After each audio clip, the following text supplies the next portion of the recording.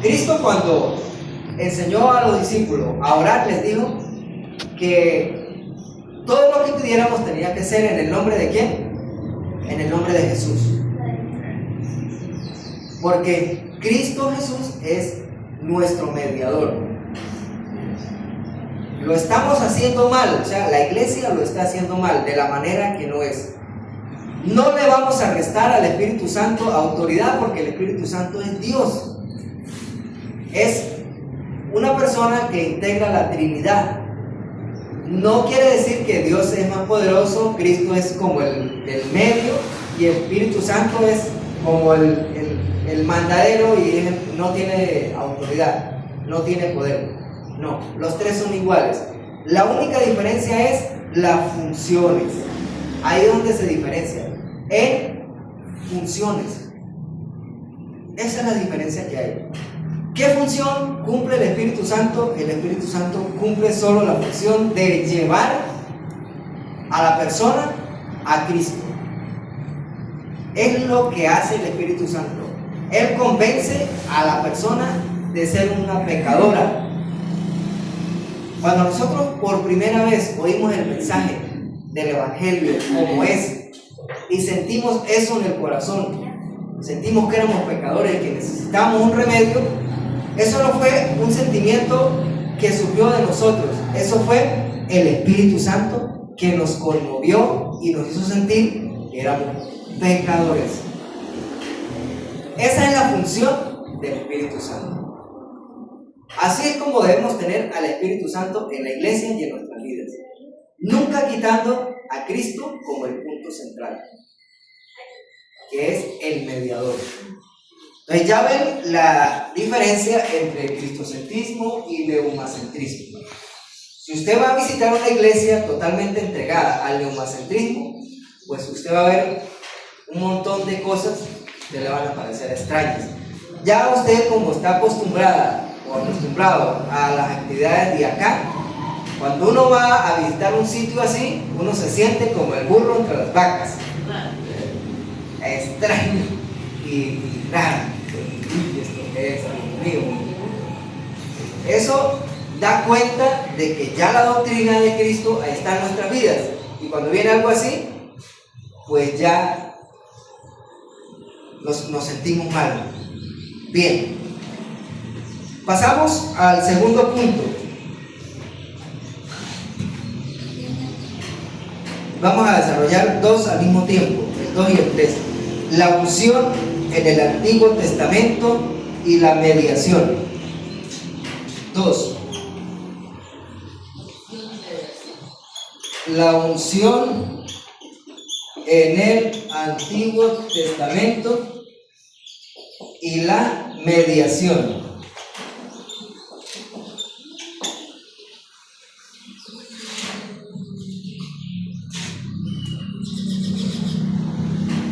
Aquí hay algunas citas, pero no las vamos a leer, solamente las voy a nombrar para que ustedes sepan dónde están. Bien, en el Antiguo Testamento se practicaba la unción, como les dije hace rato, que era derramar aceite sobre personas y cosas. Se derramaba aceite sobre reyes.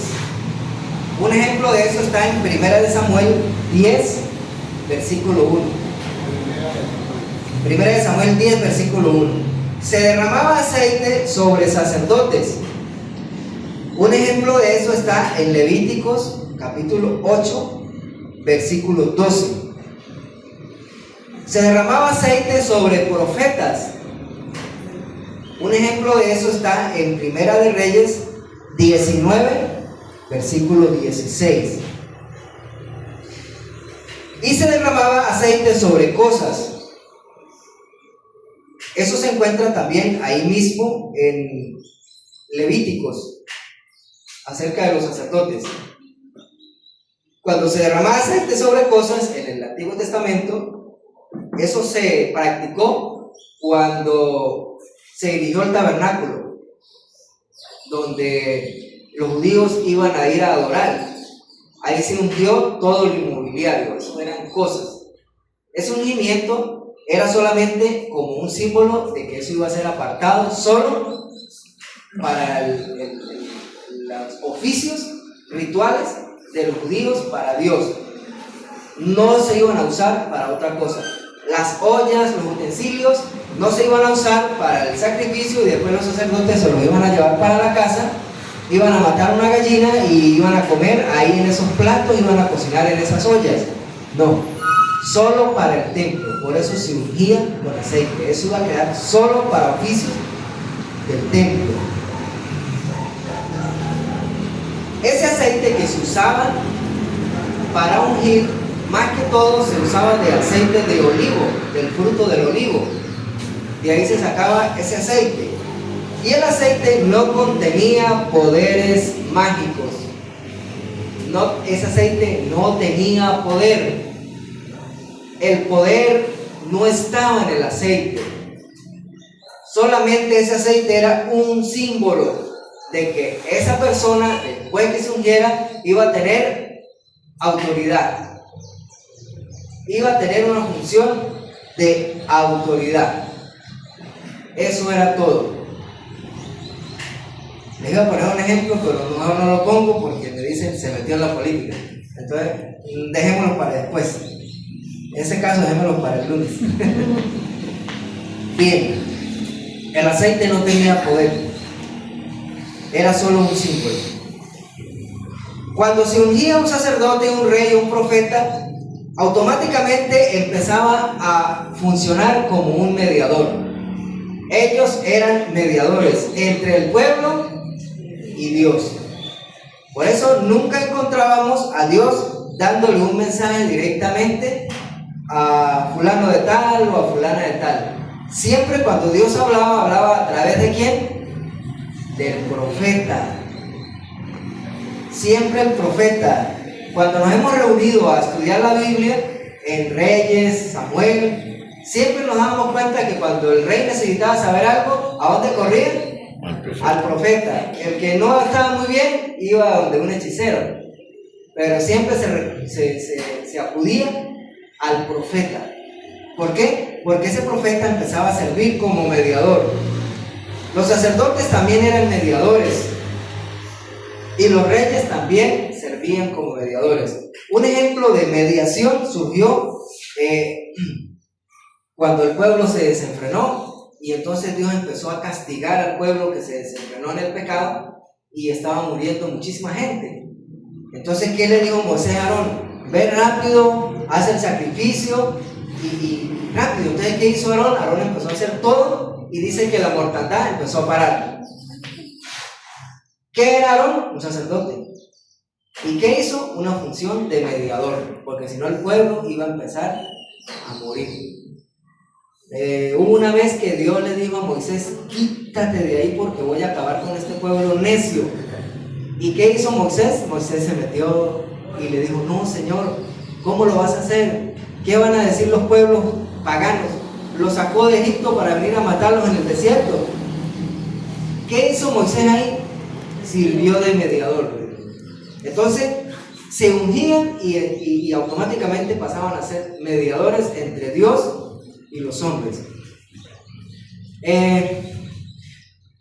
Hoy en el Nuevo Testamento ya no hay hombres mediadores. Eso ya no existe. Por eso hoy ya no se unge con aceite. ¿Por qué? Porque ya el último ungido, como lo dice el tema, es Cristo. Y Él es nuestro único mediador. El único mediador entre Dios y los hombres, Cristo. Ya no hay hombres mediadores. Ahí se le cae la teoría a Cas Luna, a Guillermo Maldonado, a Rudy Gracia, a todos esos emocionalistas que tienen bastante influencia en las redes sociales y en la televisión. Ahí se les cae todo. Incluso Cas Luna está buscando, como él ya está a punto de entregar, porque ya se ve que está poniéndose viejo, a quién transferirle esa unción. Según la Biblia eso no existe. No hay ya mediadores. Hoy solo participamos de la mediación de Cristo. Solo participamos, nada más. Por eso es que aún oramos los unos por los otros. El hermano Carlos Zambrano ha enseñado de que ya hoy no hay esos fulanos grupos de intercesión, porque hoy nosotros no somos intercesores. El intercesor, ¿quién es? Cristo. Hoy nosotros solamente participamos en esa intercesión. Solamente participamos. Entonces, para que entiendan lo de la participación, les voy a colocar un ejemplo. Supongamos que el hermano Leonel Lozano está cumpliendo años, ¿sí? Y nos invitan allá a la casa de él y hay torta y hay pasapalos y hay quesillo. Nosotros todos vamos, ¿verdad? Al cumpleaños del hermano Leonel. Pican la torta y nosotros comemos torta, ¿verdad? Ahora les hago una pregunta. ¿Nosotros somos los cumpleañeros? ¿Quién es el cumpleañero? Entonces, ¿por qué nos dan torta? Porque participamos con él. Pero el cumpleañero es él, el hermano Leonel. Pero nos dan torta porque participamos, pero el cumpleañero es él. Igual es la mediación. Nosotros solo participamos en esa mediación, pero el mediador es Cristo. Es Cristo. Nosotros nunca nos vamos a poner en medio entre Dios y los hombres. No, es Cristo. Hoy en día el hombre está quitando a Cristo y se está poniendo Él para que nosotros veamos.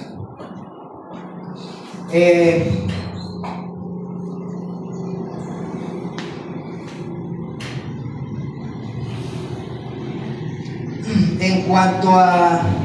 No, esto está aquí más abajo. Bien, vamos a pasar al cuarto punto. Ya vamos a finalizar y ahí desarrollamos. El cuarto punto es...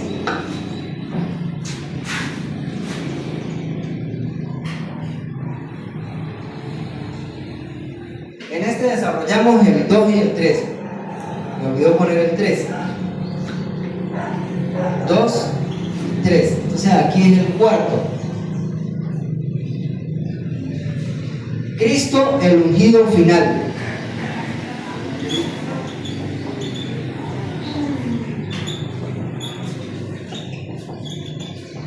Cristo, el ungido final.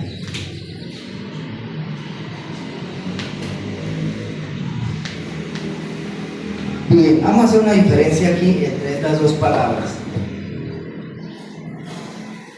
En hebreo, vamos a colocarlo por aquí. En hebreo se escribe ungido, pero en griego, que era el lenguaje común para ese entonces, era Cristo. ¿Ya ven de dónde viene la palabra Cristo? Sí. En hebreo se llamaba ungido, en griego Cristo. Entonces ya saben qué significa Cristo. Ungido. Cuando nosotros decimos Cristo, eso significa ungido. Pero ¿qué pasó? Hoy en día, a esos fulanos que se hacen denominar ungidos, toman el griego. Porque si ellos toman, el hebreo. Porque si toman el griego se va a oír feo. ¿Por qué se va a oír feo? Porque entonces, un ejemplo, yo voy a decir, hermanos, yo soy el Cristo. ¿Cómo lo van a tomar ustedes? Mal. El hermano Carlos dice, entregue el micrófono.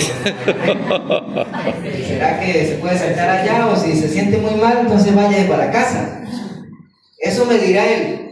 Pero si yo les digo, buenos días, aquí, estoy yo, el ungido, como que pasa un poquito más, ¿verdad?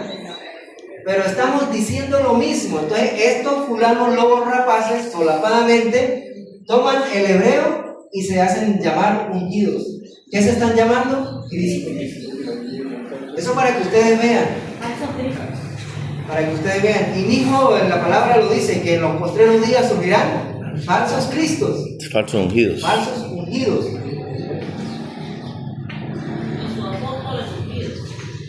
Cristo, el ungido final. Cristo es el ungido esperado. El que se esperaba, el que se anunció en el Antiguo Testamento a través, no más en el Génesis, en los primeros relatos, cuando la caída de Adán y Eva, ahí de una vez empezó a hablar de Cristo, del ungido. Y el Antiguo Testamento habló repetidamente, y cuando vino Cristo, Él fue ese fulano ungido, el ungido final, ya no hay más. En Números 16, del 46 al 48, ahí usted va a encontrar cuando se da la profecía mesiánica de que iba a haber un profeta que iba a venir y que ese era el que les iba a hablar y que a ese iban a oír, refiriéndose ¿a quién? A Cristo cuando Él viniera. Por eso Él es el ungido que se esperaba. Él es el ungido mediador que hoy existe. Hoy Cristo es el mediador entre Dios y los hombres. Hemos repetido muchas veces aquí que nosotros reconocemos que tenemos una naturaleza pecaminosa, que el Espíritu Santo ha venido a nosotros y lo que nos ayuda es a tener esa naturaleza pecaminosa pisada, pero que ahí está. Por esa razón nosotros no tenemos entrada directa a Dios, ni Dios puede hablar con nosotros directamente, porque si no caeríamos muertos de una vez. Cristo vino y se puso en medio. Hoy nosotros oramos y esa oración es llevada por el Espíritu Santo, que es el que nos lleva ¿a quién? A Cristo. Y Cristo es el que está mediando por nosotros día y noche. Él es nuestro mediador, día y noche. ¿Ante quién? Ante Dios. Esto no quiere decir que es que Dios está sentado allá arriba en una silla con una barba larga, bravo con nosotros, molesto, y que si Cristo no estuviera ahí, nos quemaba y quedábamos como una chicharra seca. No. Eso entra en cuando se estudia la soberanía de Dios. Eso entra en el tema justicia de Dios. Dios no se corrompe, Dios no es como un juez que se corrompe, que se deja sobornar. Cuando Dios dice, se va a aplicar justicia, se tiene que aplicar. ¿Qué pasó con la raza humana? La raza humana pecó y por haber pecado debe morir, debe ser condenada. Y eso se debe cumplir, porque si Dios se volviera un blandengue y dijera, ay no, pobrecitos, tan bonitos que son los seres humanos, pobrecitos, mírenlos tan tiernos, vamos a perdonarles, borrón y cuenta nueva. ¿Qué diríamos nosotros si un juez en Estados Unidos que va a condenar a vamos a poner por ejemplo a Ted Bundy, que fue un hombre que mató como 20 y pico de mujeres y algunas las picó y las metió en bolsas negras, y una pierna la dejó por allá y un brazo lo dejó por allá y la cabeza por allá en una nevera, y a él el día que lo enjuiciaron, que lo condenaron a la pena de muerte, ¿qué diríamos nosotros si el juez dijera, ay, tan lindo, mira lo que se ve tan tierno, no, dejémoslo que viva? ¿Qué diría la gente? ¿Que es un juez malo o que es bueno? Malo. Malo. Entonces Dios es como ese juez. Nosotros pecamos, merecemos la muerte. Entonces Él tiene que emitir esa justicia. Por eso Cristo se puso en medio. Por eso Jesús está en medio, mediando. Dios, cuando nos ve, no nos ve a nosotros. ¿Ve a quién? A Cristo. A Cristo. Ahí se cae la fulana frase esa de que Dios me habla directamente. Eso es una atrocidad terrible. Cuando uno encuentra, oye, personas. Una vez oí una hermana de una iglesia por allá que dijo eso. Dijo que ella no necesitaba la Biblia porque Dios le hablaba a ella directamente. Si Dios hoy le hablara directamente a una persona, esa persona quedaba fulminada de una vez. Un ejemplo de ello, cuando, acuérdense del arca del pacto, que la llevaban en unas carretas y resulta que la carreta medio se la dio y el arca se iba a caer. Y un hombre quiso hacer un bien y le puso la mano para que no se cayera. ¿Y qué sucedió? Cayó muerto de una vez. Porque ahí estaba la presencia de Dios en esa arca. Y esa sentencia estaba ahí viva. No había mediador todavía. No estaba Cristo todavía, no había muerto. Y por eso él cayó fulminado ahí. Dios le había dado esa facultad solo a los sacerdotes. Hoy en día, si eso sucediera, si Dios nos hablara directamente, caeríamos muertos de una vez. Una vez estaba Donizetti Barrio, que es un comunicador de radio, salía por una emisora que se llamaba Voz Cristiana. Y él traía predicadores y los entrevistaba. Y un día trajo un predicador y el predicador le decía, y Dios me habló directamente. Entonces Donizetti, como ya él tenía ese conocimiento, le decía, ¿y cómo era la voz de Dios? ¿Era gruesa? ¿Era finita? Y él decía, no lo sé, pero lo que sé fue que me habló. Ahí lo pescó de una vez y se dio cuenta que Dios no le ha hablado ningún directamente, sino que eran cosas de la cabeza de ese hombre. Él se imaginó, pero no fue capaz de decirle cómo era la voz, si era fina, si era gruesa, si era grave, si era media. No fue capaz. Eso es para que veamos el engaño que hay.